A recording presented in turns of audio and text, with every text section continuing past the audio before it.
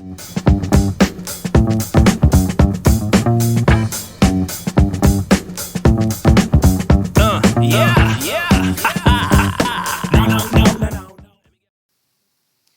dias, señores y señores, and welcome to another edition of the SoccerSanchez podcast. As always, I'm your host, Brian SoccerSanchez. I'm joined, as always, with the one and only Stu Gets Goals. Joining him, of course, is our regular guest now, D-Lord the Don, and special guest for today, the best thing to come out of Canada since maple syrup. It's Ollie Wren. Hello, Ollie. How are you today? Yeah, really good, guys. Thanks for having me. Appreciate it. Excellent. Thank you so much for coming on today. Now, today is a special Premier League preview. Obviously, we normally do our podcast on the weekend, but with the games coming up thick and fast coming this Saturday, we thought we'd do a little special preview of the league season as it is to come. We'll start off first with our EFL expert, Stu Gets Goals, and his thoughts on the newly promoted teams of Leeds, West Brom, and Fulham. Now, it might be slightly painful for you to talk about this, Stewie, because I know obviously Brentford was so close to making the Premier League, and you lost out in the playoff final. So let's start with Fulham. Fulham, obviously managed by Scott Parker. They returned to the Premier League after an absence playing in the Championship, and following their win of the playoff final against Brentford, they're now in the Premier League again. First of all, what do you make of Fulham's chances in terms of being competitive in the Premier League? Many people put them favourites to go down again. Do you think that will be the case this season? So, I mean, when we lost to Fulham, most fans were saying, oh, they're just a yo-yo club. They'll come straight back down and we'll be laughing at them next year. But the more I think about it, the more I think that they have what it takes to stay up. Based on the fact of Scott Barker's got that tenacity in midfield. They really picked up the pace towards the end of the season, and they had a tricky start post lockdown, but they got themselves in the right spot, right place with 5 or 6 games to go.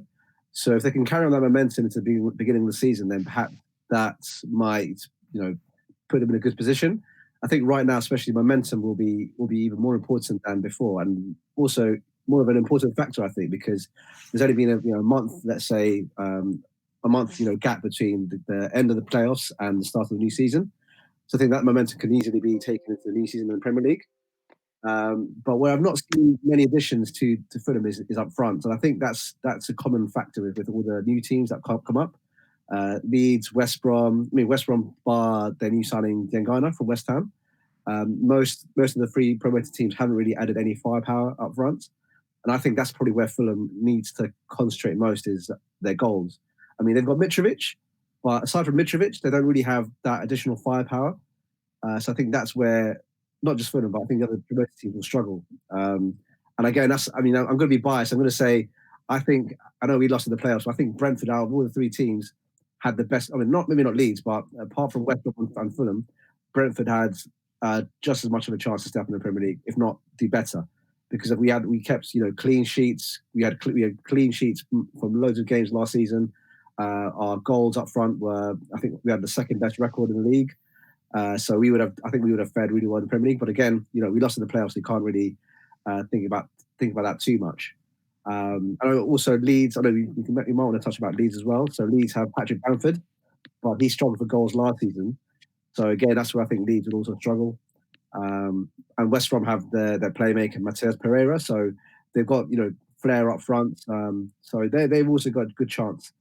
But out of the 3 teams, if I had to say who's going to stay up, I'd say Leeds, based on the Bielsa factor. Their passing football is really great. It's great to watch. It's really pretty much possession based. Their pressing style is fantastic to watch. Very much like Klopp. So I think Leeds are best positioned to stay up. The only thing I'll say is Pablo Hernandez. They rely a bit too much on him, and based on his age and perhaps he's not as good as he was 5-6 years ago for Swansea. That might be an issue, but we'll see. Now, D-Lord, there aren't many things that Chelsea's local rivals, Fulham, are to be jealous of. Obviously, Chelsea, much more successful team than Fulham. But one thing that surprised me the last few days is their recent announcement of signing Alphonse Areola, the former PSG and Real Madrid goalkeeper. How do you feel that's going to make a difference to Fulham's chances in staying up? Obviously, Stuart's mentioned there that they need a lot of firepower, strikers and attacking players to score the goals. Do you think having a good goalkeeper is going to be vital to them staying up this season? And do you think Areola is the man? I think Areola is a very, very good keeper. However, he hasn't really been tested. You know, he hasn't really been proven, because if you look at his career, like, we know that he had the potential, he's got the talent, but he's never really been given that chance, because at PSG he was number 3.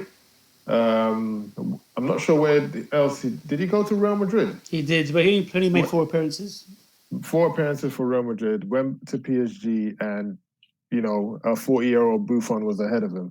You know, so he's yet to be tested. So coming to the Premier League, I think, you know, I personally think he should have left earlier to a team where he would get first team football. So we're going to call him like a late bloomer, even though he's still fairly young. But coming to Fulham, I think is a good thing for him. And it's going to be a big test, because this is a team that just come up from the Championship and straight into the Premier League. And this will be good for him, you know, to prove to everybody that he is that talent that everybody saw before, you know. But it's going to be a baptism of fire, as you know, because, like I said, Fulham, you know, last Stuart said, sorry, like Fulham, it's a very big possibility they're going to go down if they don't strengthen. You know, they're looking to bring in one of our former players in Olaena at the back, which would be good, but I'm not too sure if they have enough to stay up. So it'll be interesting to see what they do this transfer window. But they definitely need to bring in a few more and not just rely on someone like Areola, who hasn't really been tested. Well, he's going to get tested severely in the Premiership this season. So it will be fun to watch. No, I agree with you. I mean, Areola, although a big name, obviously, when he was a lot younger, very much touted amongst the European sides, he has kind of fallen off the last couple of years. And as you say, that Buffon getting in ahead of him is not... Obviously, Buffon is a great goalkeeper, but with his age and all, you'd expect someone with the abilities of Areola to be getting in ahead of him. Ollie, Fulham coming up, is this, obviously you as an Everton fan, with Fulham coming up, is this a guaranteed 6 points next season for Everton? Well, if you know Everton, nothing's a guaranteed 3 points in any game. We're very much a Jekyll and Hyde squad, especially on the road versus at home. But I wanted to touch a little bit on Fulham. I think it was 2 years ago, the investment in the core of that team, what's become the core of that team. And I just look at that team as so weak through the middle. I know we talked about, a little bit how they have a little bit of energy in the middle of the park, but the way they played in the Championship, I watched a lot of Fulham this year. I think it was, every other week they seemed to be on television. And it was just one of those things. They play a very hold the ball style, possession style football, long time. Every player's taken a couple touches before they move the ball. And when you get to the Premier League, you don't have that time. You don't have that time and space on the ball. And the nucleus of the team is players who, are slight. Even if they're tall players, they're tall, lanky players. You talk about what they would look like coming up against Everton next season. I mean, we've seen the new signings in Everton, but if you look at the core of that midfield now in Everton, they're big boys, and Allen might not be big in stature, but he plays very big. And if you're going to compete through the middle of the park in the Premier League, you have to have that real tenacity, and you have to have that, if you're not a big player, you have to be able to play big. And we saw what happened to guys like, Sarri when he came through last time. I think lots of teams, you say, oh, if they come up, they've learned something, maybe they'll play better from it. But I think what we learned and what those guys at Fulham have learned is they don't have what it takes at that level. And I know that's controversial. I'm going to piss off some Fulham fans, but at the end of the day, I can only call it what I see it. They just seem a team that would need to change so much in order to be successful. And I don't know if they have the players on the park to do it. Ollie, I completely agree. I think the midfield needs to be changed up. A lot of strength is needed in the centre of the park. But one player they do have who does seem to have a lot of bottle, as they say, is Mitrovic. Dilo, what do you think of Mitrovic and his second chance in the Premier League this season? Do you think he's going to tally up the goals, or will he struggle to do that? It depends on the supply chain. I think he will definitely be their top scorer. Whether I see him getting a lot of goals, I'm not sure. I would possibly say he might get, I'll get 9 or 10, and that's quite that's all right for relegation. Yeah, for a relegation team, he's got the experience. He's probably one of the few in the team that's got the experience. Not only has he got the experience, he's got the fight, he's got the hunger, and personally, I think it's a good time for him to put himself in the shop window, to advertise himself to better teams, because I do feel like he is bigger than Fulham and he should be playing at a much higher level. No, I agree. Yeah, I think it's going to be very vital for Fulham. He's definitely got experience, all right? Experience in being relegated with them. So hopefully this time it doesn't happen again. But yeah, Fulham are going to need him to be on fire. So sure, go ahead. You also have to remember he's only 25. I mean, you think he's like a lot older than that, because he's been around for 5-6 years since he went to Newcastle. Yeah. But they're very, very young, so he's been around the block for a few years now.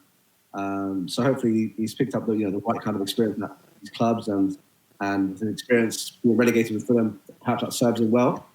But I think we were talking about Fulham's chance of staying up. I think because they haven't gone through that transition they went through a couple of seasons ago with £100 million worth of signings coming into the club. There's a bit more stability in the club, and they all know each other very well from growing up together, and they're not going to massively change the team for this season. They might have a few additions here and there, but I don't think they're going to massively change the team. So perhaps that might serve them well as well for the season. Yeah. No, that's true. Another team that came up, obviously, is West Brom. Slaven Bilic, not to disappoint you again, Stuart, but beat you by, was it a point in the league to get second place? So Brentford missed out not only in the regular season, but also in the playoffs. Leigh, what do you make of West Brom? And by the way, Leigh has joined us late, but Leigh Petrelli is always guest of the show, man from Dam. What do you make of West Brom? Personally speaking, I don't like them. I don't like watching them. I think they're a dead team, no matter what season it is. Boing boing the baggies, not on that. I wish they stayed in the Championship. And I have this perception that they're a guaranteed 3-pointer. Now, I don't know why I had the perception. Spurs haven't beaten them in the last 4 meetings in the Premier League. Yeah. And towards the end of the last stint in the league in 2018, they actually managed to get wins over Man United, Spurs, and a draw to Liverpool. Are West Brom a waste of space, Leigh? No, I wouldn't. We all have our reservations about certain clubs, but no, I don't think they're a waste of space. I think you're only as good as the league you're playing in. So they're here by merit, my heart goes out to Brentford again because they're a great club and in my opinion, they deserve to be in the Premier League. But like I said, you're only as good as where you are, and their efforts reflect their position. So hopefully Brentford can use the pain to push forward. But as far as West Brom go, no, they make the league exciting. I mean, the Aston Villa West Brom games would always be spicy. Gives Aston Villa something to play for, something to look forward to. And yeah, like you said, they are in their own right giant slayers. So no, they're not a waste of space. And if they go down, they get the parachute payments. I'm not saying that's why they're here, but that's the bet. There's always a silver lining. So, I look forward to all their games and every game in the Premier League this season. There's going to be a game every other day, every other 3 days. So yeah, every team that's here is here by merit. So, D-Lord, do you think Slaven Bilic is going to be able to keep West Brom up this season? It's going to be a very different test to what he had at West Ham. Obviously, West Brom aren't loaded with money and they haven't really bought many players. I think Callum Robinson has joined them this season. Do you think Bilic can do a job for him? I think he can. I think the team that they have a lot of experience from the Premier League. Guys like Higazi. They've got that. Is that Matthias Pereira? Yeah.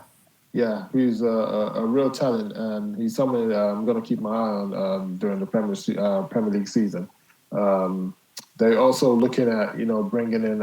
I've just seen they're looking to bring in Branislav Ivanovic.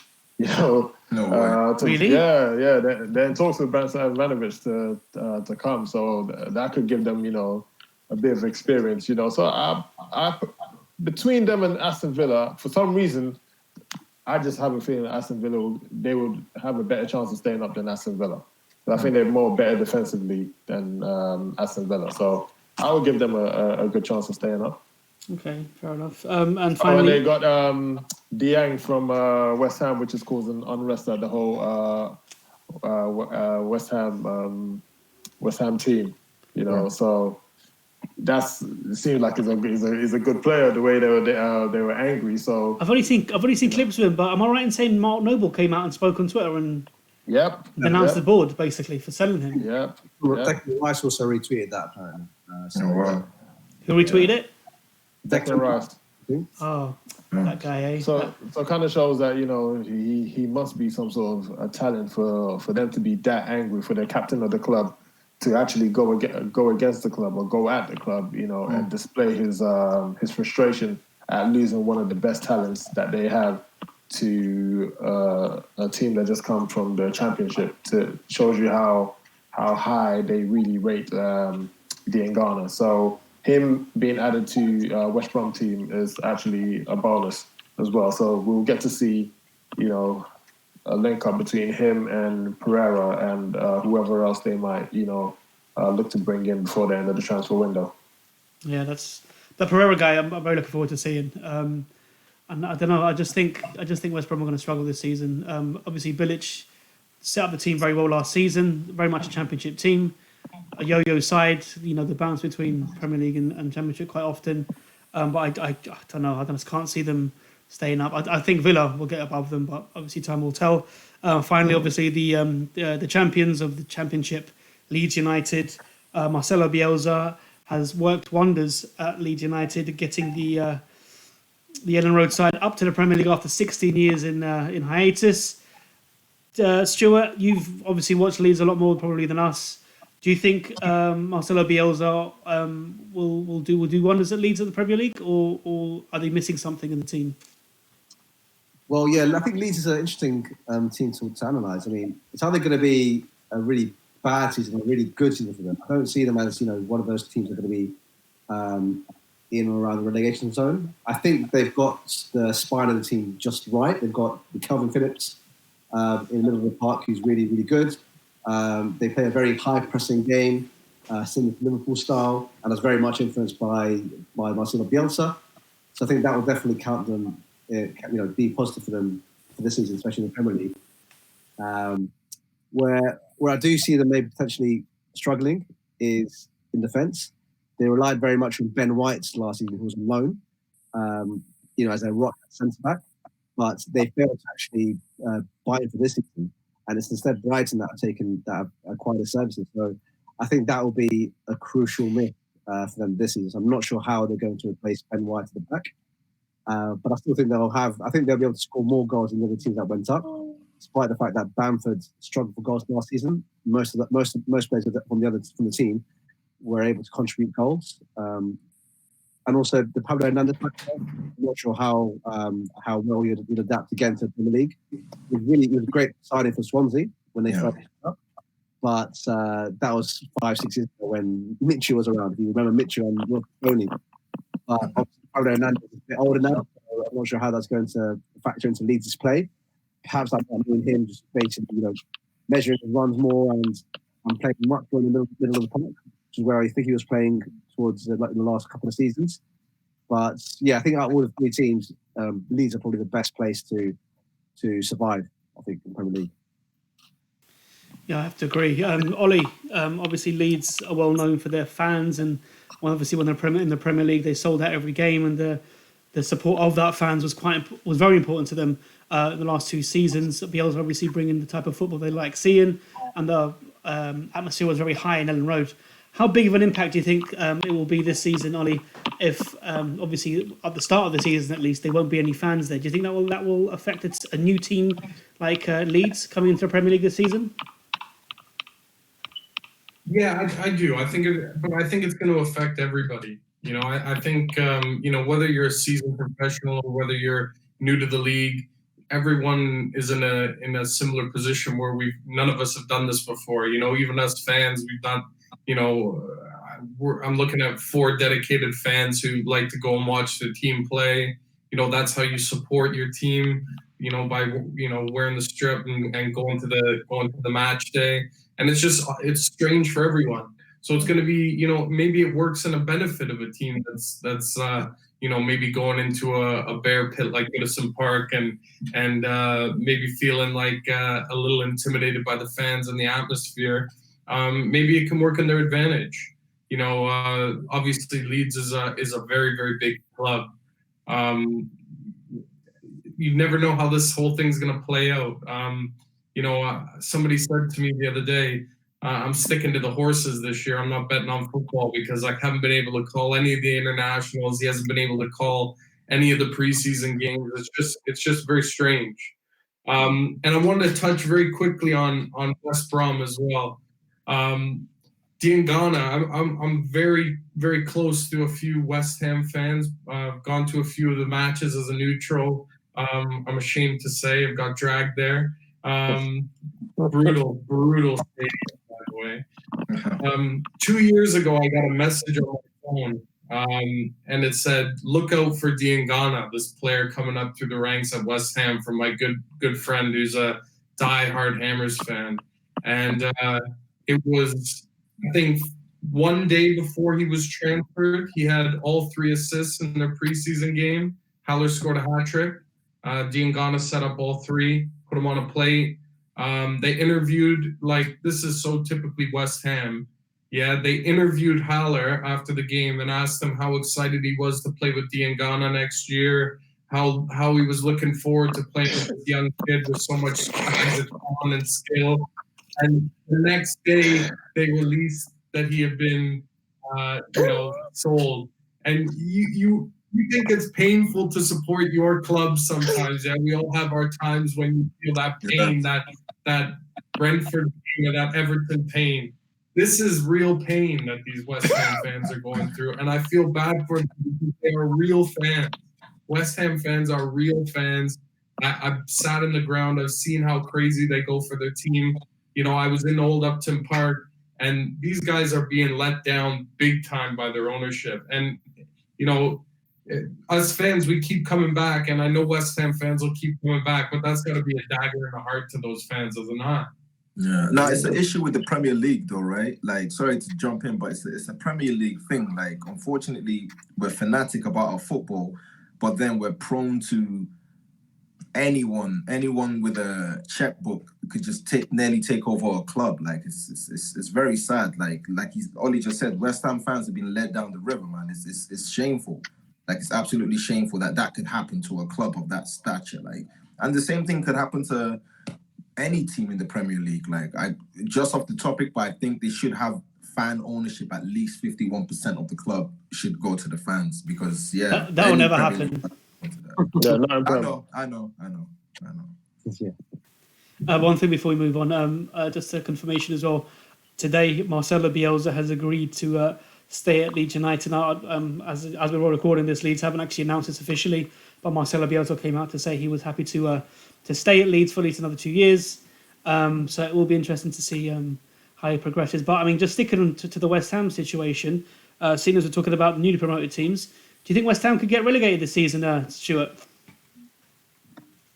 Yeah, I think there's been a letdown with the signings they made last season. Felipe Anderson, he's never really he's shown so many signs of brilliance, but he's never really kind of chipped in with the goals and assists.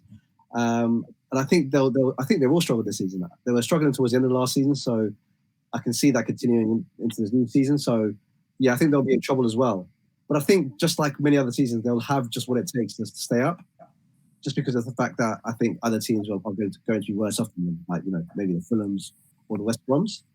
But I think there'll be another season where they struggle. Just same as Crystal Palace as well. I think they'll struggle too. Oh, really? I think even though they signed the really talented Eze from QPR, I still think they'll struggle for goals. I mean, they don't really have that natural goal scorer, do they, up front? No, they just got Michy Batshuayi.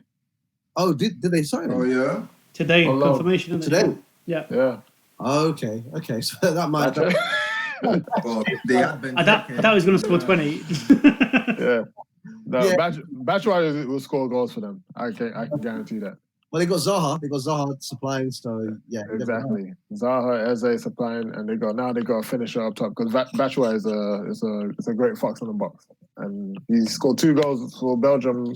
What was it? Day for yesterday or yesterday? Right, they got a goal scorer. It might be another Lukaku where Chelsea let a player like Batshuayi leave, and he just completely demolishes it for. Yeah, I doubt he's great at scoring when it doesn't count, man. We'll see. Hey, look at this guy. like he didn't score the winning goal to give us a title when K.I.N.E.T.I.K. No, I used to like him. No, I really liked him. I used to like him, but I'll be honest, man. Like some of these strikers, I don't know. We'll see. Yeah, we'll get to him. But back to the point with West Ham. I don't think they'll get relegated because of other weak teams. You know, they do.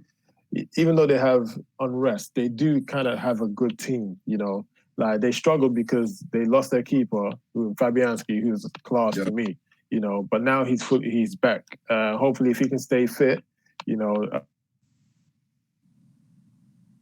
have a chance. They got Fabian as well. I'm a big fan of Cresswell at left back. Ogbonna and Diop. I'm a big fan of Diop as well. Very good centre back, young. Yarmolenko can take over a game. Huh?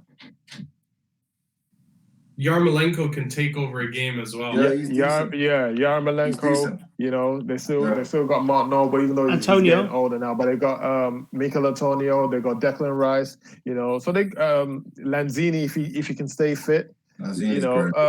So they do have enough that would probably keep them if they can come together as a unit. Because I'm hearing that there's a lot of unrest behind the scenes of West Ham. So if they can kind of put all that aside, come together and take on the Premiership, I believe that they will probably still stay in the Premier League without getting relegated. So, but that all depends on them. If they're going in, fighting each other, then it's a recipe for disaster. Yeah. True. I've got written down here a couple of teams I think are in danger of getting relegated this season, and I put down here Aston Villa and Newcastle United. Lay, what do you think their chances are of firstly having a bad season, or secondly reversing that and actually doing something positive? Especially Newcastle, they seem to be kind of in a rut the last few years. Obviously, the Saudi takeover didn't materialise. Yeah. What do you think between Newcastle and Villa? Who do you think are more likely to go down? Weirdly enough, I mean, in as much as I know they did snap up the Brentford striker, their record signing, I have a feeling Villa might go down. Just because I know they signed, spent about 25 million on him, but that's just numbers, man. Truth is, I think between all their forwards last season, they only scored about 6 goals. It's a bit shocking. Grealish is on borrowed time. And I don't want to be harsh because I like their coach. It's just, I don't see it with Villa, man. Like, they kind of just scrape through. With Newcastle, I have a soft spot for them, even though they've done Arsenal dirty in the past. I think they're a great club. Chelsea as well, man.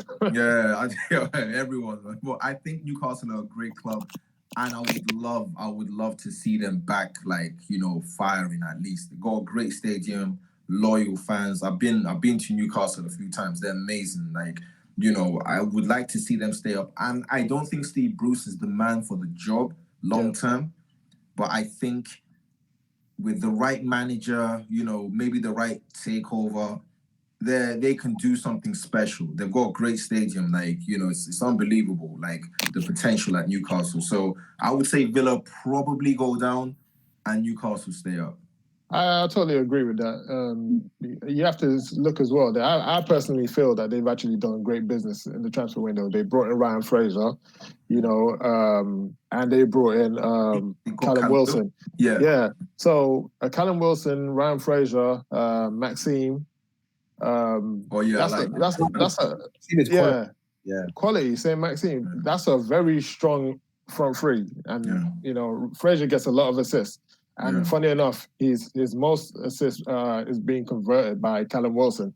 So they have a finisher up front, who can help them. So I feel personally they have a better chance of staying up than Aston Villa. Yeah, I agree. Aston Villa. I mean, Dean Smith, who's a manager, used to be manager of Brentford.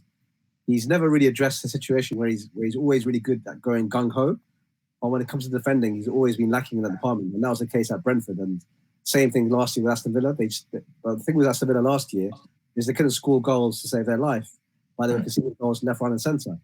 And I don't see how they've addressed that this season in the summer transfer window. So I think they'll also be in trouble. And even with the signing of Ollie Watkins, that might not be enough. I still think he's a quality player, and I think he'll do well. But I just think that they'll still be leaking goals every week.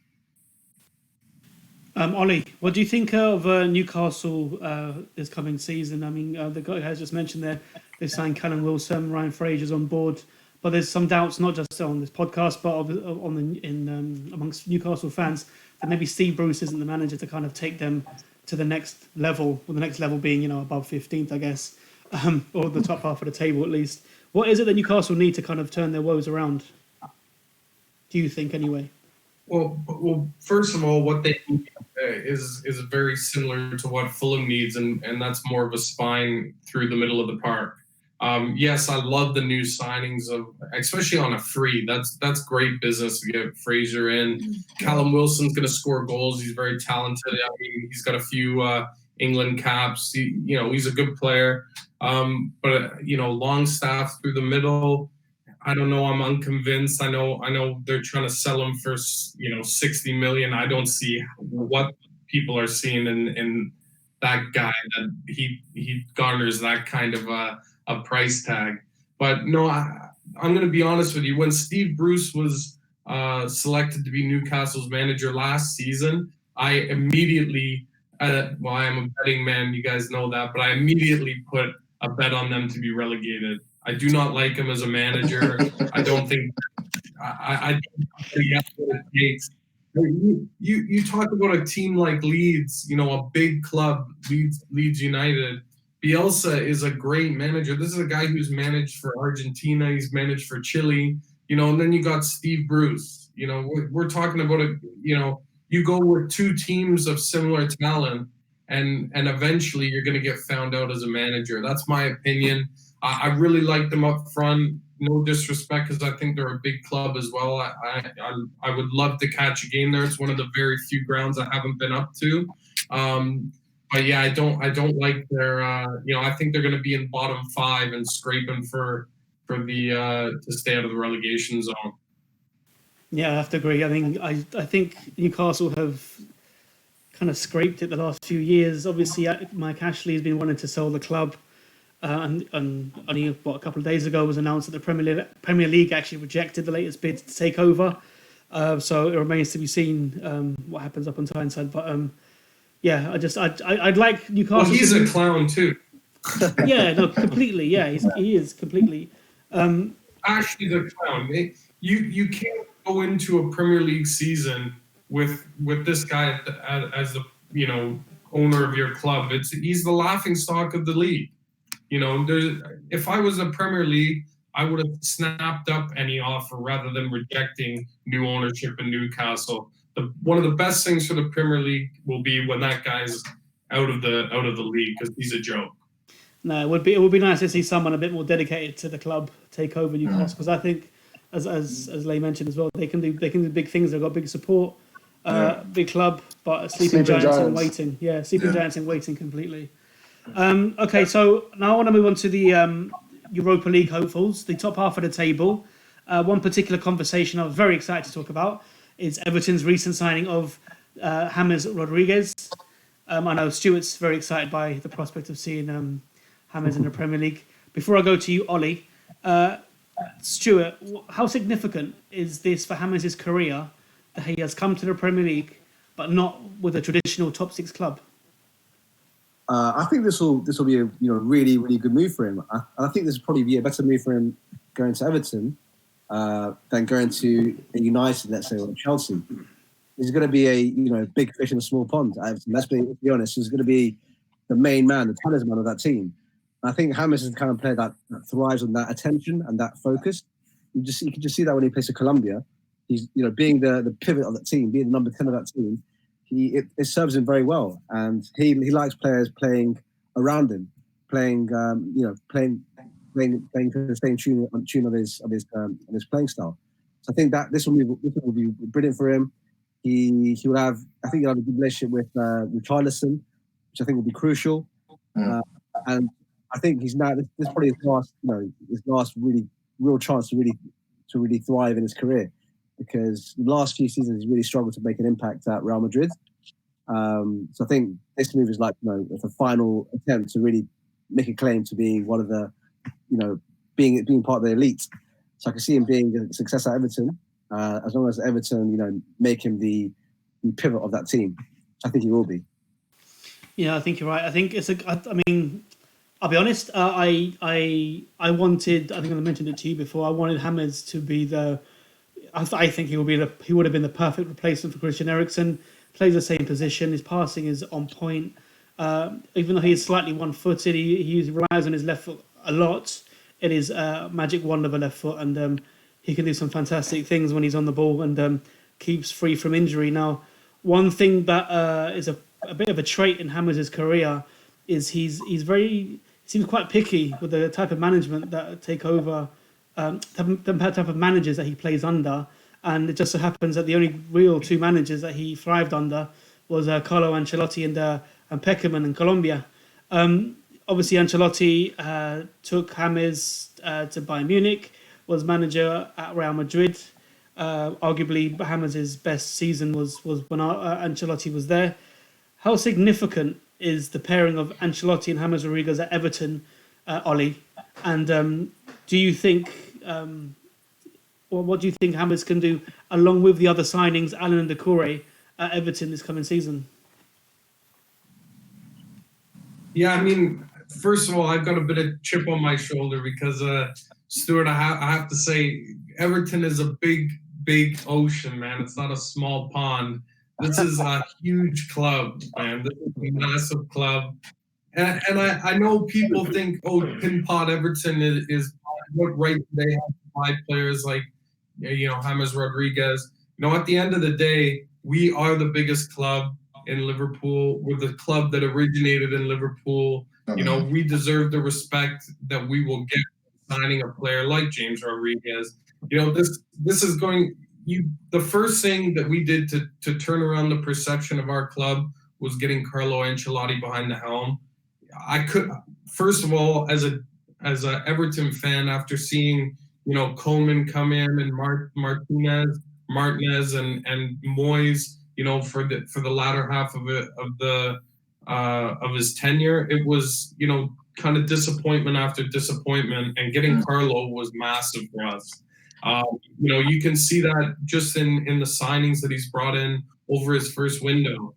I think, first of all, to answer your question, James Rodriguez, Carlo Ancelotti, I think is a match made in heaven. He showed that, when he's been there previously, or when they've been together previously. But then the star power to bring in a player like, Allen, who's arguably, one of the top 5 defensive midfielders in the world, and then you look like a player like Doucouré.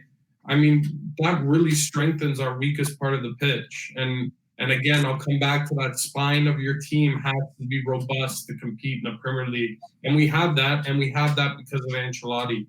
And finally a big manager for a big club. Yeah, I love Ollie's passion for his club, man. That's how it's supposed to be. As in, without being biased or misguided, like, Everton is a big club. I haven't got a bad word to say about them, even though they've broken my heart at the Emirates once. But, such is the game. But yeah, it's a great move. And the key thing with Everton's recruitment recently is that they got a top manager, like well respected in the game. Like, you know, you can say what you want about the man, whether he's old or his methods, maybe. No, he's top man in the game, well respected. And it reminds me back to when Arsenal signed Ozil. They signed Ozil and just dropped him there. Like, okay, there you go. With Ancelotti and with Everton, it's different. They got Ancelotti. You know, he bit the bullet last season, you know, took a few losses, whatever. He signed James, but he's also signed players that could complement and protect him. And that's what most teams don't do. They just sign a player and just drop him in and hope the fans go crazy and see how it goes. With Everton, you can tell they're very strategic with the purchases and how they've tried to center players around James, whereby you know he's going to thrive. Well, actually, I hope he thrives, but you can see what they're trying to build. So I think it's a great move, man. I think it's a great move. I love James Rodriguez. I'm glad he's away from the limelight for a while and he could just play at a decent club where the fans will love him. The people will love him forever. He'll be a legend. And no offense, Oli, but you know, if he smacks it and perhaps gets another move in his late 30s, they wouldn't hold it against him because I know he will do his best, play for a manager that believes in him. And he's got players around him. Even what's the guy's name? Andre Gomez, for example. Yeah, they got players. They got great players at Everton. So it's going to be interesting to see. I'm sure, like everyone else, you're excited to see other teams too. So the competition is going to be great, and you know, it's what we pay for. So you know, I think he will do well, and I look forward to seeing Everton play. Yeah, I think everyone's a bit excited to see Everton next season. Obviously, Ancelotti's a great manager. Now he's got some great players. I would say I think they're very, very high Europa League contenders. I mean, I'd love to see them in Europe with that team. Be good to see what they can do. D-Lord, what about Doucouré as a signing? Obviously, one of the diamonds in the rough at Watford. Had a great season last year. Was linked to other teams as well. Do you think first of all, do you think he'll get a start at Everton? Do you think he's one of the most important players there now, or do you think Alan and Gomez ahead of him? I think he's as important as the other two mentioned. Doucouré is a very, very big player. You know, he gives you at least 7 out of 10 whenever he plays. He's got everything. Like as he said himself, he's got energy. He's box to box. He can defend. He can attack, and he can score a goal. So not only have Everton got a player who's brings strength into the team, you know, pace.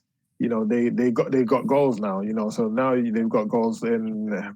You know, James Rodriguez, they got goals in Doucouré himself, and which is also going to elevate other players like Richarlison and Calvert-Lewin.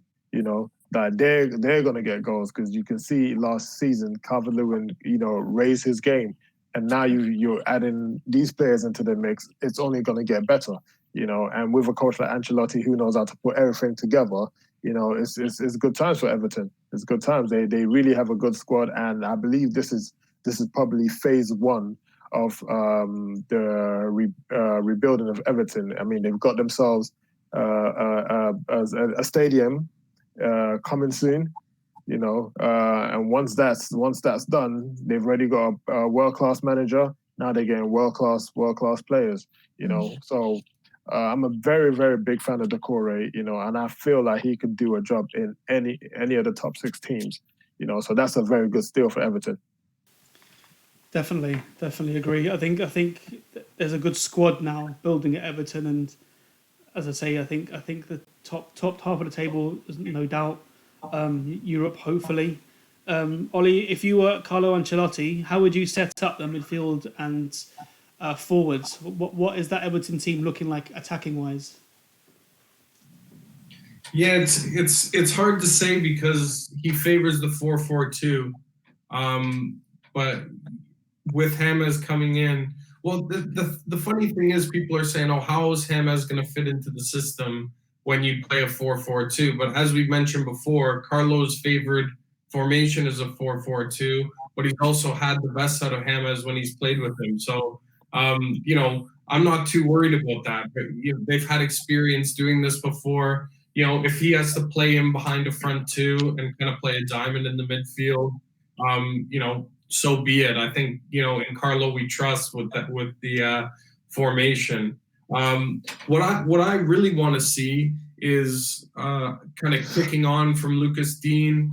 He had kind of a down year last year as far as he's concerned. Still some of the best stats in the Premier League as a left back.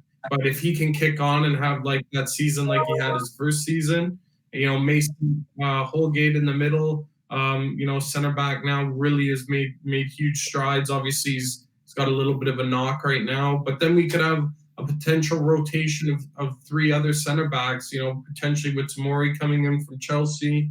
You got Mina and Keane, Coleman at right back. We talked about the players coming in through the middle. It's exciting. It's an exciting team. And then you have players like Iwobi, Bernard, Walcott, who are all going to be motivated to get a position in that starting 11. Do I rate any of them very highly? At the moment, no. But if you light a fire under a player, the cream will rise, and we'll see who's willing to take that last spot. I don't think it's maybe 100% necessary that we have to continue to buy in the market. Let's let the dust settle on this. We've had top 3 net spend over the past 5 seasons. So we need to be careful with investment. Let these players bet in. Really excited. And we'll see what happens on the left and right wing, but it will be interesting to see how Carlos sets them up. Yeah, I think he's got a lot of options now. At least, like you said, he favours 4-4-2, but he might decide to change it up given the amount of the quality of players he has in different positions. I've written down here as well the other 2 challenges for the Europa League. I'll put Arsenal in the Champions League part, just because traditionally the top 4, but let's presume they're beyond the Europa League stage. You can keep them top 6. Yeah. The other 2 teams I think look very good. I mean, the league in general looks great next season. I mean, when you look at every single team, there's at least one special player for each team. But Leicester and Wolves, D-Lord, I think are going to challenge Everton for that Europa League spot. Wolves, arguably the highest profile signing this summer, has been an 18-year-old who made 1 start in the Portuguese league. That's Fabio Silva. Now, in the Europa, the Youth Champions League, he played 9 games, 5 goals and 4 assists. Fantastic at youth level, all levels with Portugal. But they did buy him for £34 million. Someone who's only had 1 start, 11 sub-appearances, and I've written here 182 minutes of first-team professional football. What are your thoughts on that, D-Lord?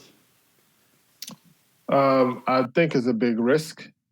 I think it really is a big risk. Your record signing being somebody that hasn't got a lot of experience with first team football. However, there seems to be this new wave of up and coming Portuguese rising footballers.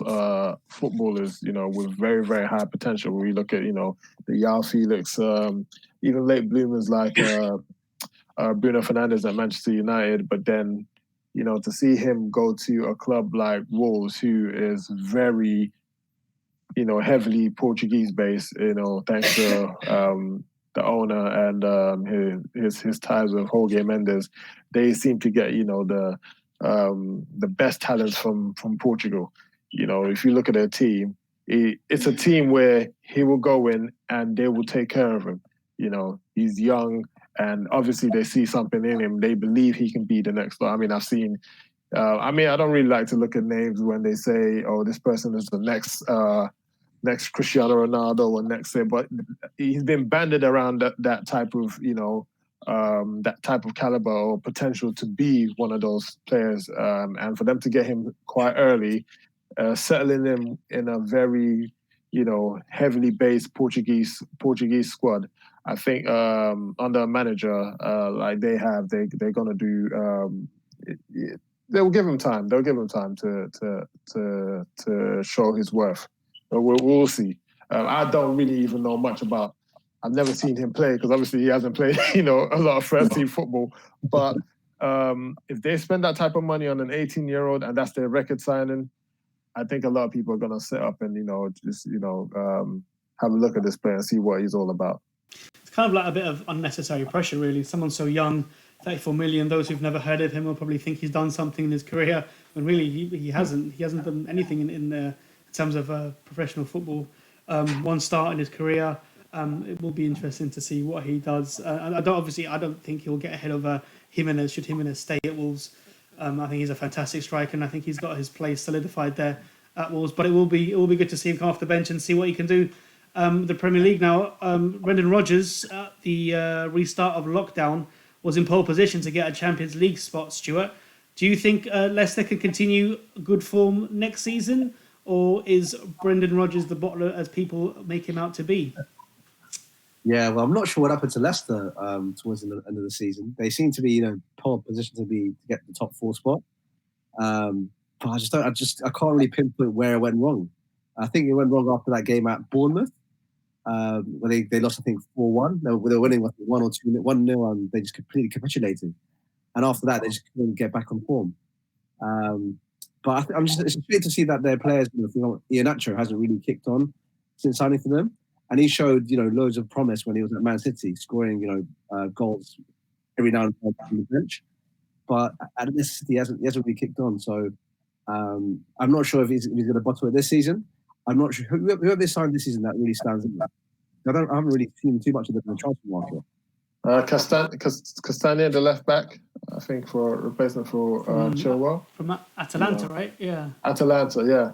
I think they signed him. Touching on them on that point, didn't they have injuries with Maddison and their right back, Ricardo Pereira, who I feel is the best right back in the Premier League anyway. So I think losing those 2 players kind of derailed them a bit.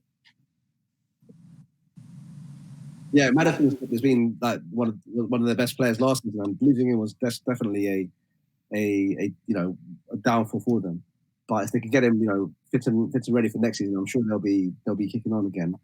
But it's great to see how they capitulated towards them last season, because they were really on form until that game at Bournemouth, and they just completely went off the rails. Completely, yeah, no, I agree. Leicester, Wolves, Everton, I think the 3 teams to look out for. To be honest with you, if they have a good run like Leicester did this season, one of them can easily get into the top 4 at some point this season. So whether they finish there is another matter, but it's not impossible. Now, going on to our final part of the show, are the title contenders and Champions League spot teams. Let's start with you, Lay, and Arsenal. It's going to be very telling this season. It's going to be Arteta's first full season this year, presuming he's not going to get fired before the end of the year. In signings wise, you've brought in Williams, you've got in Gabriel Magalhaes from Lille for £26 million. You also bought Pablo Mari in January from Flamengo. So and then obviously the season, and recently you bought the left back Tierney. So there seems to be a lot of focus on the defence. Yes. Do you think it's time for some attacking players, or are you comfortable with what you have at the moment? Well, I've known you for a long time, and I would like to believe you know my views on Arsenal better than most. I don't want to take shots at Arsenal fans, but they're very, very deluded. They seem to just think, they seem to just think, sign players, or what we're gonna do with this player. There's no logic with most of our fan base. Like, I like to bring some calm and logic to the scenario here. With Arsenal, we've been trash for years. Regardless of whatever players we've had star players, and we've still been garbage. So the way I see Arsenal now is we need to stay humble. We've got a great young manager. I don't know why, if Arsenal fans are like, can't sign this player. Why would a player want to come to us at this, with what we've done? I know we're building now, and we should just stay on the level we're at. I'm glad we got Mari. Love Kieran Tierney. Love the kid. He's amazing. Those are the kind of players we need to go for. We've had stars in the past, and we've had players that have had like 6 good months and tried to go to Barcelona and force moves and stuff, or Alex Song being our DM, having the most assists in our season. It's been a disgrace. So as far as I'm concerned, I'm happy with the acquisitions. It is telling that we have made more purchases in regards to the defense, because that's where we've really lacked. He's also signed players that are coachable, which is key. So I'm very happy with the signings. I'm very happy with Arteta. I did back Emery. I just wanted change, and it's unfortunate that things didn't work out for him. I do wish him well. It's just a shame. And moving forward, I would just say we finished eighth, I think, last season. I'll be honest, I would take 2 or 3 positions higher than that this season and just build on maybe another trophy. I'm going to be very realistic. Arsenal have a lot of work to do. Like, this is not going to happen overnight. We might have beautiful Adidas kits and a beautiful stadium. It counts for nothing, man. If you don't have hard work, if you don't have hard work and dedication, you get whooped by Everton on a Saturday evening, like easily. So, Arsenal need to just carry on. Arsenal just need to carry on regardless. And if we carry on in the direction we're going, beat Chelsea in the final, great Chelsea team to, they had us in the first half, beat Liverpool in the Community Shield. Just keep building slowly, stay humble. And you can see what Chelsea are doing with Lampard. These things don't happen overnight. You just have to build. They're doing a lot of work behind the scenes, and that's what Arsenal need to do also. They got rid of Raul. There was a lot of action behind the scenes, and, I just hope for the best, but organically. So, yeah. Ollie, there's a lot of talk of... Go ahead. Yeah, I was just going to say, to be fair, it feels like Chelsea's happening overnight. Listen. We'll get to Chelsea in a minute. Don't worry about that. But no, Ollie, the rumours are that Pierre-Emerick Aubameyang will sign a new contract. It hasn't been confirmed yet. If he doesn't sign a new contract and does leave Arsenal this summer, do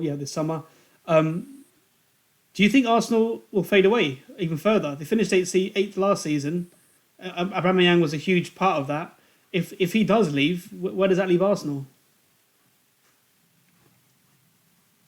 Is that for Ollie or for me? Is that for me? For Ollie, yeah.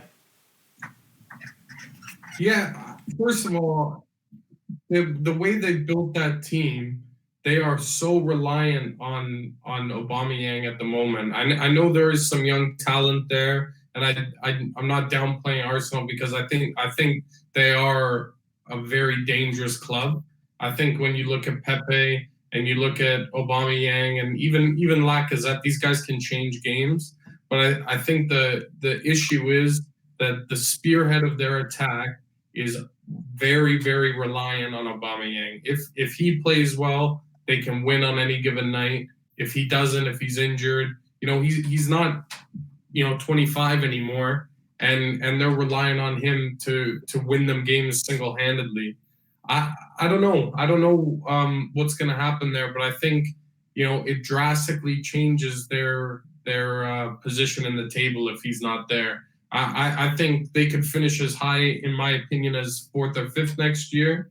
Without Aubameyang, I think you're looking at another 8th or 9th season. I don't see how they get those goals.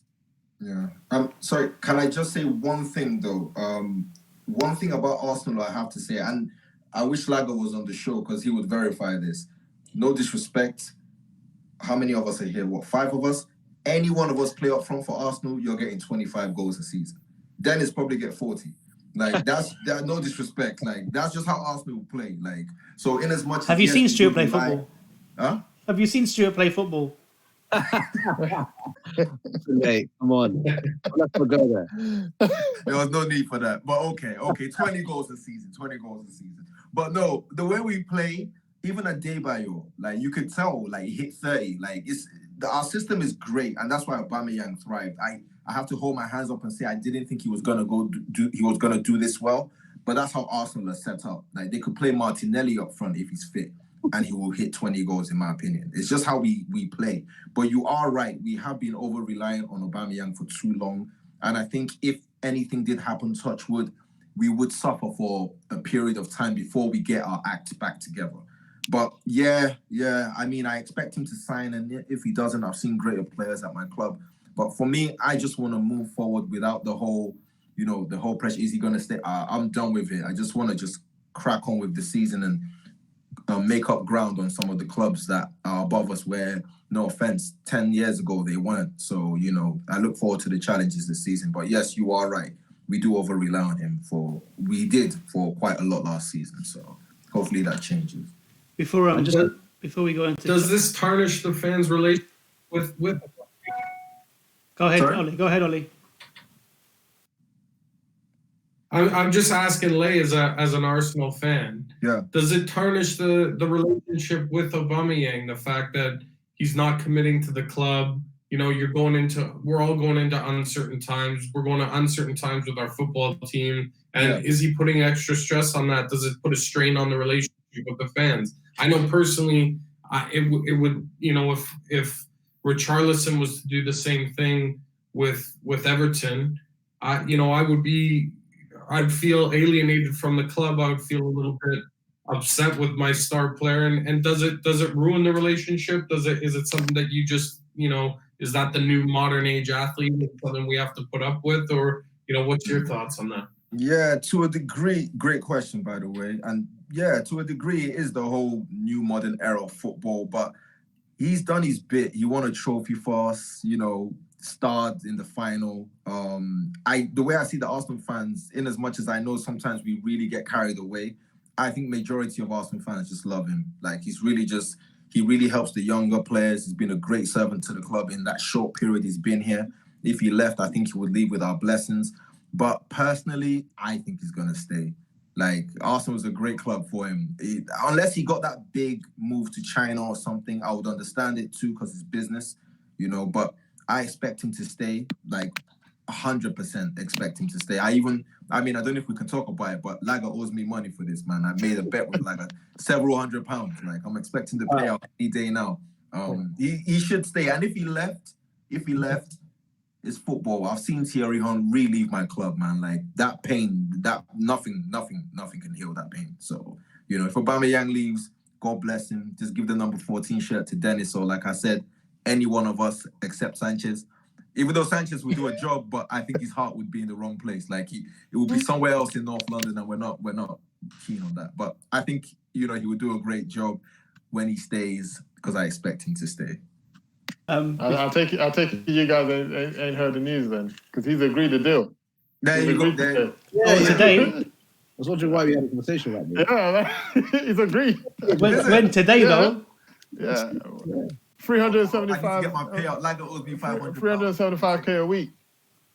Who? Aubameyang? Yeah. When was this though? Arsenal.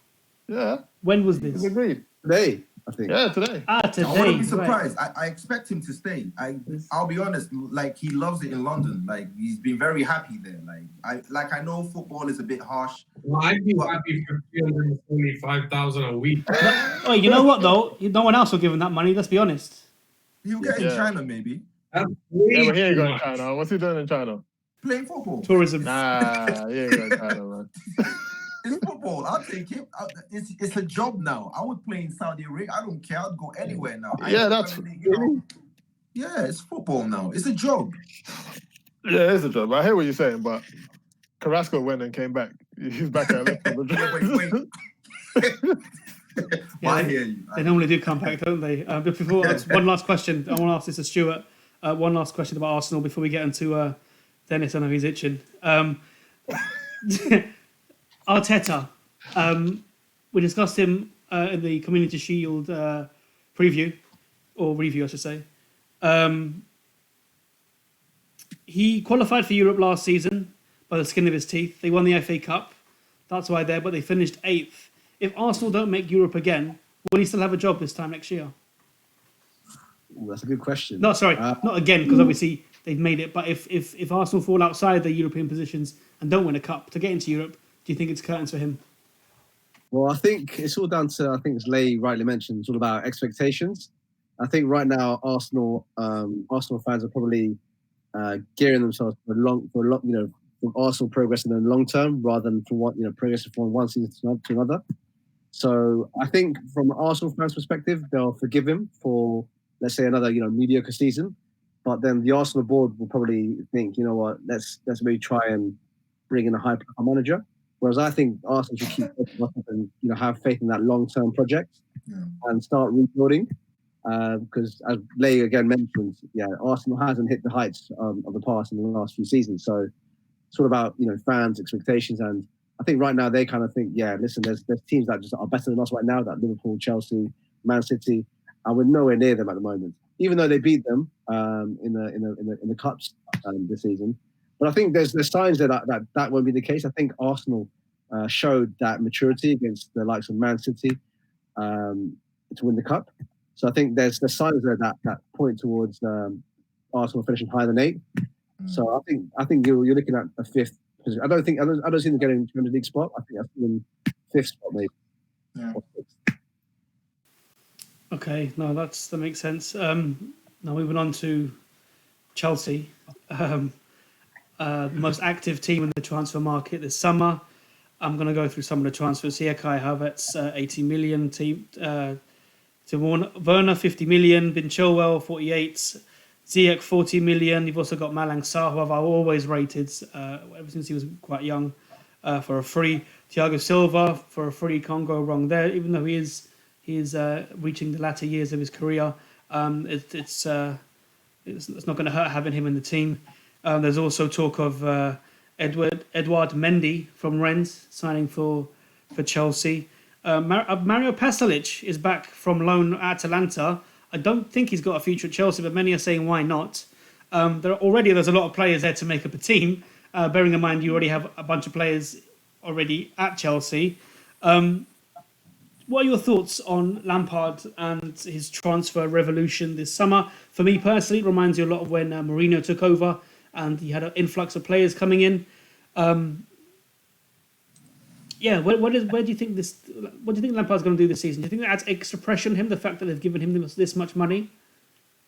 I don't think it adds extra pressure. Obviously, from the outside, it's going to look like, yes, we're just getting all these players, and like you said, people are comparing it to 2003. But the difference between 2003 and now is the fact that we had a transfer ban, and what people are forgetting that we were banned for 2 windows, and this is essentially the 3rd window of the transfer market. I mean, we had a ban reduced last window, but we didn't do any shopping there, So technically, this is players. All the players we're getting now in this window are supposed to be spread over the last past windows. So if you take, for example, Werner and Ziyech, they were done pretty early. They fall. The club has made it where they fall back into the last window that we actually didn't buy any players. So we're looking at this window. Realistically, it's Havertz brought in Thiago Silva on a free, Malang Sarr on a free. So that's how it's kind of spread. So it's not like, this window we just said you were just going to get all these players. We've had, the funds for the other 2 windows that we haven't spent, and plus the player sales of people forget that we sold Eden Hazard for 143 million, which we're getting the max of because Real Madrid won La Liga, so they're giving us 143 million for that. We sold Morata for 50 million. Pasalic, you mentioned, we actually sold to Atlanta for 8 million. He couldn't get a work permit, which is why he's never been able to play for Chelsea. Who else have we sold? We've sold David Luiz. Williams gone on a free. Pedro, I think I'm not sure how much he went for, whether he went on free. I think they gave us some money for him, plus the loan army, where we get like little 5 mil here and there from different teams. So we have the money. If you calculate all that up, it's not like, we just brought the money out from nowhere. That makes sense. You know what I'm saying? Just started buying all these players. No, we've actually we sell and we buy. So we've done. This is really great business that we've done. We've obviously taken advantage where, in this COVID pandemic or pandemic, this COVID pandemic situation where, a lot of teams can't afford to then go out and splash out and, buy certain players as they would have before the situation hit. It kind of fell right in our favor because we hadn't done any shopping in the last couple of windows. So we've always just had the money sitting there. And plus the players that we're actually selling. We've just sent Michy Batshuayi out on loan to Crystal Palace. I'm pretty sure they're going to give us maybe, let's say 10 million for that. And there's a few other players are going out and a few other players that will be sold. So it's not like, Chelsea, trying to buy the league as people are saying. We recognize there's an opportunity, to kind of make up for lost time, if you get what I'm saying. No, completely. I think it's interesting the amount of players that you've bought. Ollie, do you think, given 1, 2, 3, 4, 5, 6, possibly 7 players coming in to the Chelsea team, given that this is Frank Lampard's only 3rd season as a football manager, do you think he may be in danger of over-recruiting a bit too much there? Or could these signings only improve Chelsea? I think he's in danger of over-recruiting. But one thing I want to clarify, as I'm not a fan of a London team, so I don't really have any grudge against anybody. So I can kind of say it as a neutral. People worry about what it means to buy the league, but at the end of the day, Manchester's City's net spend over the past 5 seasons, now broken 500 million. It doesn't change anything for the fans that have put that trophy in the cabinet and they got to watch amazing football. The power shift is on, and it's been on in Chelsea for a long time. The ownership there has money, so you don't have to be ashamed that you go out and spend that money. I think that's such a strange thing about the Premier League, is fans feeling like, they can't spend the money, or the team. And incidentally, funny enough, Chelsea's net spend over the past 5 years, I think, puts them at 10th in the Premier League. So it's not as if they're going out and buying up the best players available and not selling people. So Dennis is right on the right track. I think, if you look at the top 4 in net spend, actually Arsenal's in the top 4 of net spend, Everton's in the top 4 of net spend over the past 5 years. But this rolls on to the point. It may not be a bad thing to go out and buy a team and bring players in. But what you have to be careful of is bringing in too many players at once, too many superstars at once, too many personalities. And how does that translate to being able to get results on the pitch? Now, if they had a boss like Carlo Ancelotti behind the helm, and you bring in kind of Galactico-style players like they are, I would have much more confidence if I was Dennis. I'm not saying that they're not going to do very well. I'm not saying that they're not, I have them in the top 3 for next year. But a manager like Ancelotti, could he, with his experience with top players, with his experience spending that kind of money, could he put them in a position to win a league next year? Did they sell themselves short by getting a championship manager, ex-player, to manage a team that has had so much investment? That would be my worry. I don't think he's qualified. I've had this argument with many people before. Great players don't necessarily make great managers. We'll see. Yeah, no, the younger generation do though. The younger managers, the most recent ones, I think, do. And I'll be honest, like, as much as I would like Lampard to flop, so to speak, like, it's good to see like a guy that played for Chelsea and ran up those great numbers, take the helm, Jody Morris at his side. I'm not a Chelsea fan by any means, but I'm a football fan. And if you're a Chelsea fan and you look at that, it's inspiring. That said, yes, I think Ancelotti would probably do a better job in the shorter term. And we'll see. Chelsea were just very smart with their business. And I do believe you can buy the league, but I have to give Abramovich and Marina and whoever behind the scenes at Chelsea credit. In as much as they blow the money, they're very good with their transfers. They sold Oscar for the players have sold. Yeah. The players they've sold, they do it very smart. And the only thing I would say they kind of maybe dropped the ball on was letting Luiz and Willian go. I know, I'm not saying they're that special or whatever, and I know they came to us, whatever, but with the players they've signed, you need Chelsea boys around you, like players that know the club. You need guys like that for one more season, just around. So we'll see. What I'll say in regards to all of that is like where we were as a club was a bit disjointed. Like we had players of the Antonio Conte era where we made a lot of mistakes with the buys that we made. Then we brought in, Bakayoko, Drinkwater. Like I'm not even gonna go through all the. I'm never gonna go through all that. It's painful memories. And then we had Sarri, who came over a different style and had a different style of players that he wanted. Like he wanted a keeper that can play, out the back end, which is why he requested someone like Kepa. And and then when the Juventus job came along, he went there. So now we're stuck with players who are very disjointed. We got the 3-4-3 Conte players with the Sarri players. So now what Chelsea have done now is realized we've gone through the situation with managers. So now we're taking a step back and said, you know what, we're actually going to try and grow with a manager. We're going to we're going to make mistakes, but we're actually going to throw, which is why they've gone to the back room. They've changed the whole back room. They brought in Peter Cech, to help out. They brought in Claude Makelele in the back room.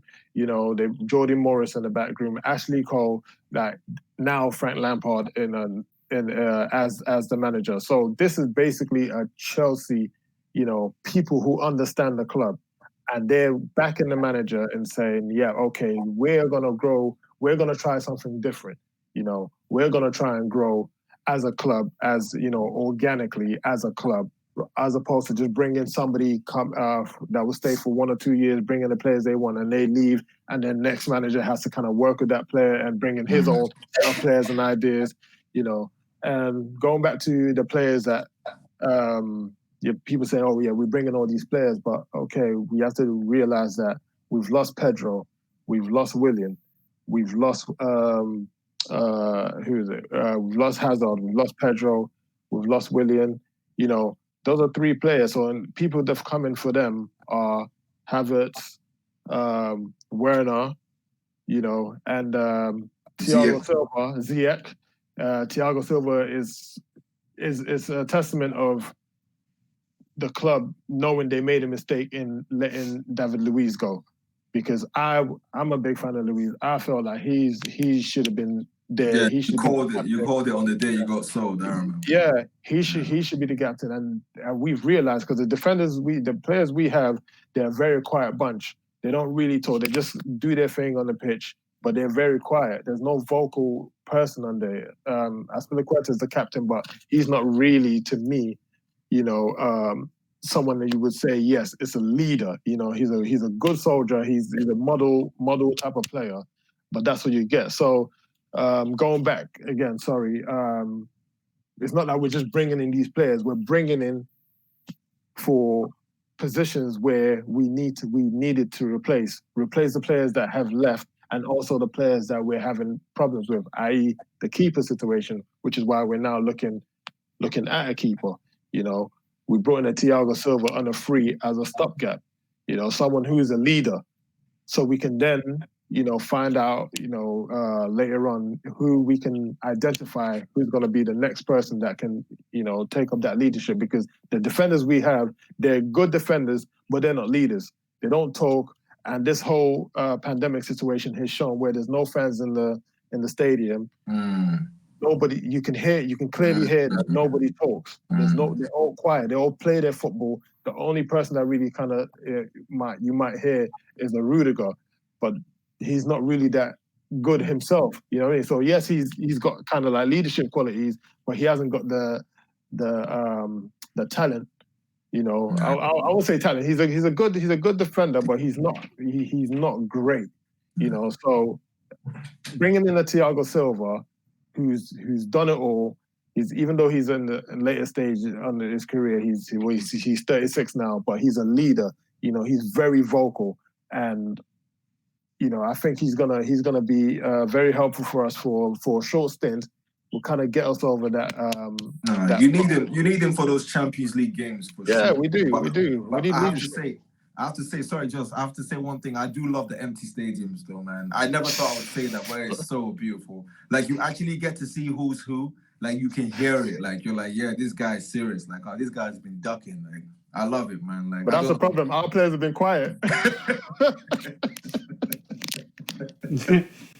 Stuart, listen. Just to speak to that, Dennis, like I said, I'm cool with you guys bringing in tons of players and bringing in players in positions you needed to address.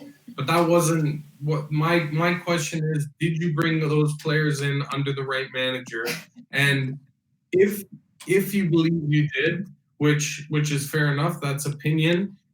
How long is his leash with the Abramovich? How long is his leash? And as much as you say, oh, they put in this backroom staff, they built it around Lampard. We all know he could turn around 6 months from now, sack Lampard, and you guys start from scratch with 4 squads put together into 1 versus 2 or 3. I'll tell you right now. Yeah, he's gonna have longer than Conte and Sarri. Yeah, Conte just jumped ship anyway. Yeah. I don't hope. I know. He's trying to do the same thing. You can't know. He's an erratic. Yeah, he's trying to do the same thing at Inter Milan. I'm telling you. We could put a bet on it.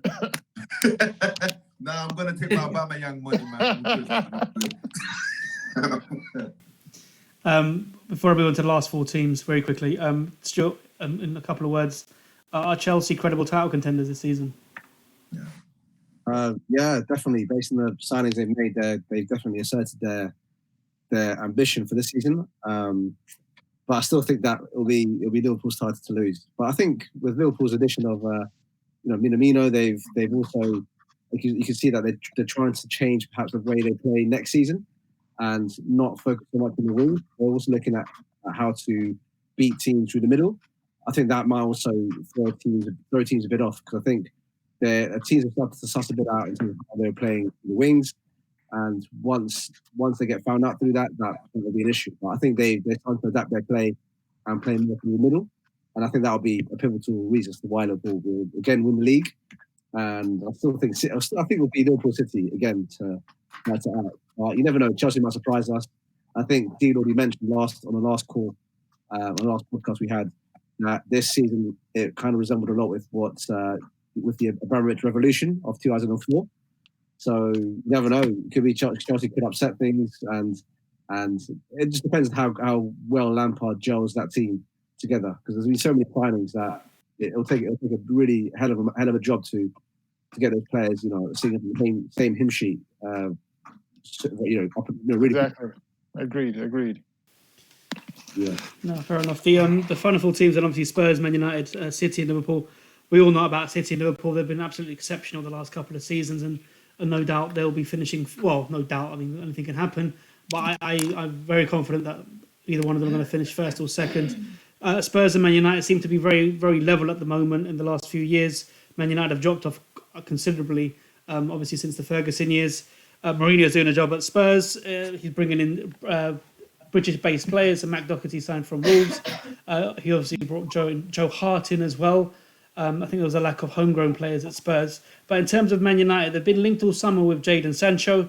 He's obviously an exceptional talent. They're asking for 120 euros for him.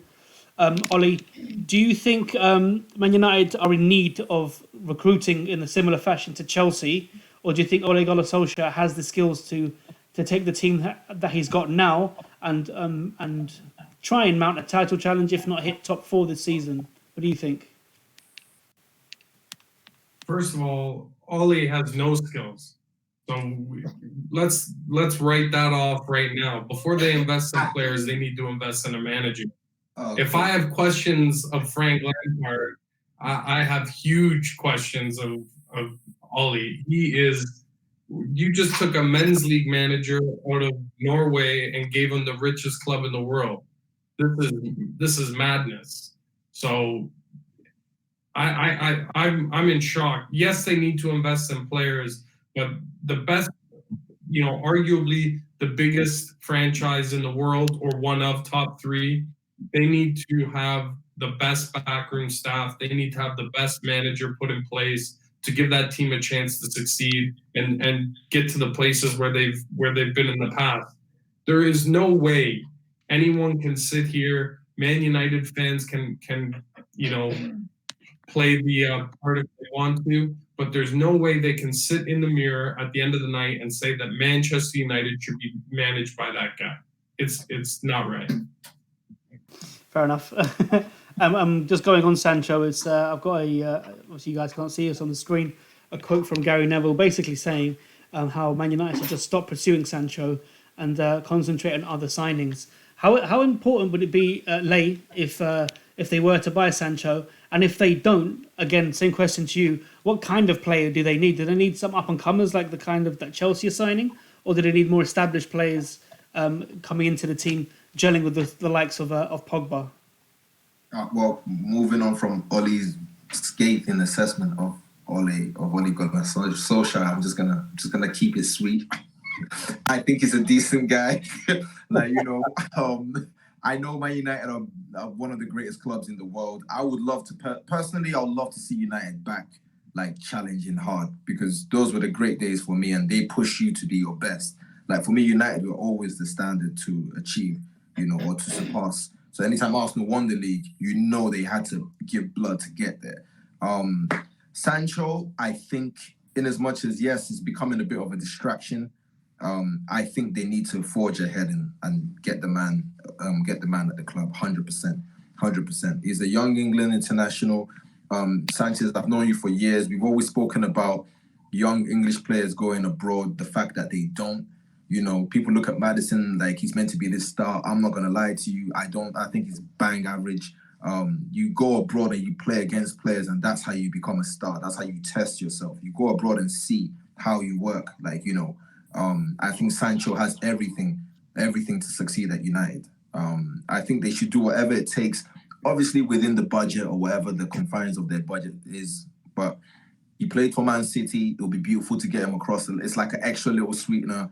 He'll be their number 7. I don't see him flopping, if that makes any sense. And yeah, they do have other areas to fix. Like, no offense, I was talking to my brothers, they're big United fans, and like, oh, Luke Shaw's coming back. I'm like, Jesus Christ, man. Like, what? Like, come on, man. Like, no offense to Luke Shaw, but these are the issues, man. Like, 80 mil on Maguire. The spending is a bit off. Like, something's not. Ed Woodward basically has had a very bad reign at Man United, and I think they need to address that. Like, and if they have to get a new manager, like Ollie said, fair enough. Like, I like Ollie as a manager anyway, as a person rather. Maybe they need to get a new manager, but yes, definitely Sancho, get that done, wrap it up. I don't know why Dortmund are acting like this is like, they do this all the time. They always get high transfer fees and then get spanked by Bayern and then get sold brand new damaged goods in Hummels, and they get their best players snatched all the time. So, they need to just chill, take the money, let United move on. And yeah, I think United should just get the deal done and, just get other players in so there's more competition. And maybe if Ollie's right, maybe another manager. I would say Pochettino, to be fair. And Stuart, just quickly, word on Tottenham. Do you think Spurs can actually make the top 4 this season, or the other clubs around them just too strong for them? There doesn't seem to be a significant investment in the Spurs team this summer so far. Yeah, I don't know. I'm really curious to watch the Spurs documentary. I want to see how very good. How much harmony there is in the Tottenham camp. I don't know. I mean, obviously Spurs will challenge for that top 4 spot. But I think Everton are going to be the surprise package of the season. You turn into a fanboy now. I knew it. James hype, man. Yeah. I think. I don't think the Mourinho factor will get Spurs to the next level. I think Spurs will kind of be there or thereabouts, but yeah, I just don't see it this season. I think Everton. Yeah, they need to get rid of him and just move on, man. Like, no offense. Yeah, no. Get rid of who? I think Mourinho's time is kind of. Yeah. He's not able to. I don't know what it is. I don't know if it's because he's not kept up with the footballing times or what he's lost. I just don't see him having that same effect with Spurs the way he had it with Milan. So that's why I'm tipping. Everton. Or, it could be. I think there's definitely going to be a surprise package this season. the top 4 spot. I think with the amount of signings that have been made, the kind of from the mid-table to the fourth position teams, I think one of them will definitely sneak into the top 4. And it won't be the traditional Arsenal's. I think maybe Wolves or Everton might make it. Yeah. Okay. Spurs could do it though. Spurs have everything to succeed. It's just just one or two things. They got a great stadium. They just, I would say, Levy and maybe a coach that would actually push the owner, and they could do it. They could do something. It is interesting because a lot of people do say, "Oh, Mourinho's past it, etc., etc." But and to be honest, I prefer the football that Pochettino, Harry Redknapp, and Martin Jol was playing at Spurs more than Mourinho. But the statistics show since Mourinho took over at Spurs, if the league started at that point to when it finished, Spurs would be the 3rd best team in the league. So he's obviously doing something right if we're in that kind of position. So I'm very intrigued to see what he can do with a full season at Tottenham. And I don't know. We'll see how long he's going to stay for at Tottenham. But I think next year is going to be very exciting. And finally, the title. I mean, I think we might be all in agreement, maybe apart from Ollie, that Man City and Liverpool are the most likely candidates to win the league next season. Very quickly from everyone. Personally, I think City will do it. I think this will be Guardiola's last season. And I think he'll go out on the bang and lift that Premier League trophy. Ollie, who is going to win the league next year?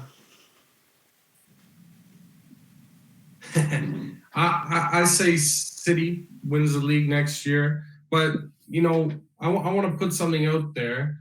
Liverpool is a good team. They have all the chance to win it next year, no doubt.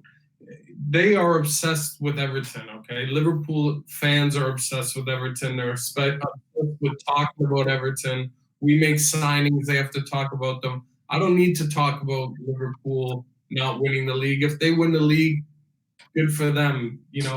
I'm worried about Everton. Liverpool fans should worry about Liverpool and stop worrying about what Everton's. That's the problem with those fans over there. They need to just mind their own business. But I think City wins the league. I think Chelsea and Liverpool contend for sure. D-Lord, title winners next season? Man City straight up. I think Guardiola is not going to take that line down. It'll be close again.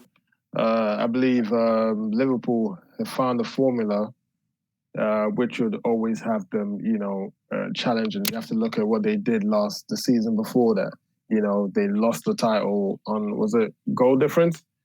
It was on equal points, but they lost it on goal difference, I think, to Man City. And it was a point. Yeah, was there a point? Yeah. I'm not too sure, but it was very tight. It was very tight. Yeah, I think it might have been a point. So it was very tight.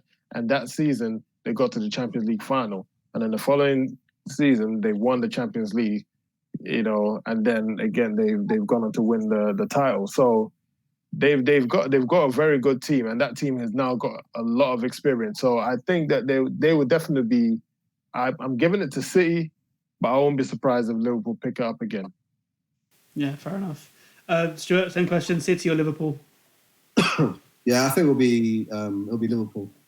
I just see them as being too strong, and the way they just finished the season, it just shows their strength and depth, and also their new signing Minamino showed his potential in the last game, and despite they lost, they showed that this new signing might be able to kind of freshen things up and change the way they play, and that's always good to it's always good to make sure that you're not playing the same way you're playing every season. So I see them winning the league again. Rumour has it that Wijnaldum is wanted by Barcelona, and Liverpool might bring in Thiago to play in that position. I mean, if they did bring in Thiago, that's only going to strengthen that team. Lay, finally to you, City or Liverpool? I'm going to wrap this up as quick as I can, but I have to say, a team that's won the Premier League once in 30 years, I don't know what has gone wrong with people like these days calling it the greatest team in Premier League history. Like, I don't understand. I think some people... I don't agree with that either. Instagram error or something. Like, it's ridiculous. It's absolutely ridiculous. Like, they've won the league. They've done well. Credit. But I tell you one thing. If it wasn't for the scandemic or plandemic or whatever you want to call it, I think they would have been in for a rude awakening. After they got spanked by Watford, if the Premier League carried on, you would have seen the greatest Premier League upset ever of all time. You think so? Yeah. I think Man City would have won it hands down. Hands down. No offense to Liverpool. If they win it, cool. I don't expect them to. I honestly, after that Watford game, you could see it. There was petulance from Trent, Robertson. They got their backsides handed to them by Watford on an easy Saturday evening. Easy. I think whoever's orchestrated the pandemic is a Liverpool fan then. Yeah, that's what I wasn't going to say players, but Robertson is the most overrated player in the Premier League. Actually, he's actually the best they've got. Like, apart, yeah, he's decent. He's decent. But okay, I say all of that to say this. My pick for the Premier League team hurts me to admit. For the Premier League winners, hurts me to admit this. And I think if it wasn't for the manager, they would win it. I think Chelsea. I would hate that to happen, but I see Chelsea winning the league. Okay. Yeah. Amen to that. Hey, calm down. Calm down. It's not going to happen, innit? Calm down. Amen to that. Just predictions, innit? Calm down. Amen. Well, thank you guys so much for joining me in this extended SoccerSanchez podcast. I can see Stuart's knackered. He needs to go back to his Playboy mansion. As always, D-Lord, thank you so much for joining me. Lace, great to have you again. Stuart, as always. And Ollie, thank you for being our special guest today and giving us your insight on Everton. And I can't wait for next season. It's going to be fantastic. Will Tottenham probably end up being relegated? Who knows? Hopefully the fans will come back soon. And I'm really much looking forward to it. If you've stayed with us for this long, listening or watching the SoccerSanchez podcast, thank you so much. Please don't forget to like, subscribe, comment, and join in the conversation.